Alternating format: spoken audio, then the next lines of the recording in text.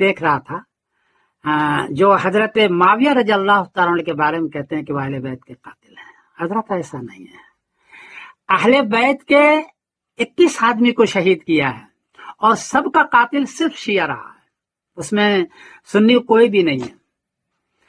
میں تذکرہ کر دیتا ہوں. مالک اشتر یہ حضرت عثمان کے قاتل ہے مدینہ میں.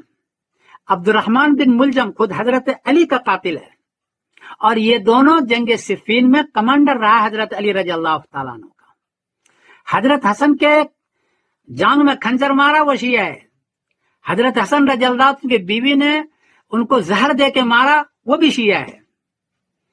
حضرت علی رضی اللہ تعالیٰ عنہ کو ایک ضمانت تک یہ پتہ نہیں چلا کہ ہمارے ساتھ جو چل رہے ہیں وہ میرے خون کے پیاسے ہیں. جنگ نہروان میں جا کے پتا چلا کہ یہ ہمارے خون کے پیاسے ہیں، کیونکہ جنگ نہروان میں 12,000 شیعہ جو کمانڈر تھے حضرت علی رضی اللہ تعالیٰ عنہ کو، جیسے مالک اشتر، عبد الرحمن بن ملجم ہے، یہ سب کمانڈر ہے. تو اس وقت یہ الگ ہوئے تب پتا چلا کہ ہمارے خون کے پیاسے ہیں. حضرت معاویہ رضی اللہ عنہ کو پہلے سے پتا تھا، وہ مدبر تھے کہ یہ جو بھیڑ چل رہی حضرت علی رضی اللہ عنہ کے ساتھ یہ ان کے خون کے پیاسے ہیں، اور ایسا ہی ہوا. خون کے پیاسے میں حضرت عائشہ بھی یہ کہہ رہی تھی کہ یہ تمہارے خون کے پیاسے ہیں، اس لیے وہ بیعت نہیں کر رہی تھی. بیعت نہ کرنے کی اصل وجہ یہ ہے کہ یہ بھیڑ کیوں تمہارے ساتھ ساتھ چل رہی ہے، اس کو الگ کرو یا تم کو ختم کریں گے. حضرت علی رضی اللہ تعالیٰ عنہ کو جنگ نہروان سے پہلے اس کا اندازہ نہیں ہوا، کیونکہ یہ سارے داڑھی ٹوپی کرتا پیجامہ اور تہجد گزار تھے. آگے لو.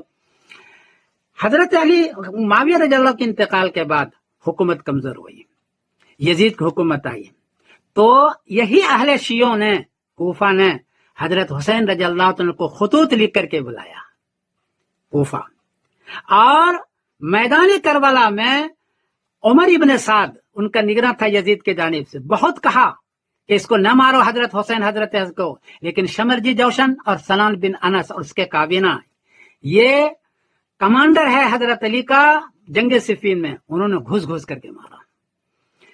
عورت کو، بچے کو اور بیمار کے علاوہ کسی کو نہیں چھوڑا، ان کے خیمے کو جلایا، ذلیل کو، عورتوں کو ذلیل کیا. اور حضرت حسین رضی اللہ عنہ کی جو گردن پر سر تلوار مارا ہے وہ سنان بن انس نے مارا ہے، اس کے کابینہ نے مارا ہے، شمرجی جوشن نے مارا، گردن پر جو مارا حضرت حسین کے. جی حضرت، یہ 18 آدمی کو جو اہل بیت کے خاندان کے تھے سب کو شہید کر دیا. شہید تو اور کو بھی کرنا چاہتے تھے، لیکن عمر ابن سعد جو نگراں تھا میدان کربلا میں یزید کی جانب سے، وہ بار بار منع کرتا رہا، وہ روتا رہا بیچارہ، اور اس نے کسی کو قتل نہیں کیا، اور شمرجی جوشن سنان بن انس کو منع کرتا رہا، لیکن اس کی بات کسی نے نہیں سنی، ورنہ قتل تو اور بھی ہو جاتا. تو یہ ہے وہ قاتل جو حضرت علی کو، حضرت حسن کو، حضرت عثمان کو اور 18 آدمی خاندان نبوت کو وہ قتل کرنے والا تو شیعہ ہے.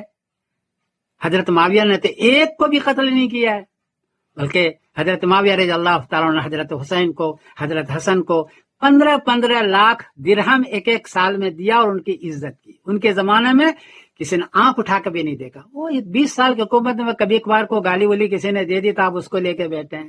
بھائی 21 آدمی کو قتل کیا، اس کی ذکر کیوں نہیں کرتے ہو؟ وہ سارے شیعوں نے قتل کیا ہے. اور آج رو رہا ہے خوب شیعہ اہل بیت کا نام لے، بھائی تیرے ہی لوگوں نے تو قتل کیا ہے، روتے کیوں؟ خواہ مکاریاں ہیں. پچھلے زمانے بھی آپ نے مکاری کی اور اب بھی آپ مکاری کر رہے ہیں. اس لیے سلمان ندوی صاحب جس نے باضابطہ قتل کیا ہے اس کا نام لیا کریں، عبد الرحمن بن ملجم کا، مالک اشتر کا، شمرجی جوشن کا، سنان بن انس کا، جو بہت بڑا قاتل ہے. ان کے دماغ میں تھا کہ نبی کریم صلی اللہ علیہ وسلم خاندان آگے چلے ہی نہیں، اس کو اندرونی بغض تھا. ان کو ظاہری طور پر یہ شیعہ تھے اور داڑھی ٹوپی کرتا پہنتے، لیکن اندر ہی بدماشی تھی اس کے. آگے میں سلمان ندوی صاحب کا وہ کلپ دے رہا ہوں جس میں وہ حضرت معاویہ رضی اللہ تعالیٰ عنہ کے جی بھر کے بدنام کر رہے ہیں، آپ اس کو بھی سماعت فرمائیں. بہرحال حضرت علی رضی اللہ ہمارے بڑے ہیں، اہل بیت میں سے ہیں، کو گستاخی ہوئے تو معاف کرنا، لیکن بہرحال حضرت علی کے ساتھ یہ ظلم ہوا ہے جو شیعوں نے کیا ہے، یہ معاف کرنے کے قابل نہیں ہے. السلام علیکم ورحمۃ اللہ وبرکاتہ.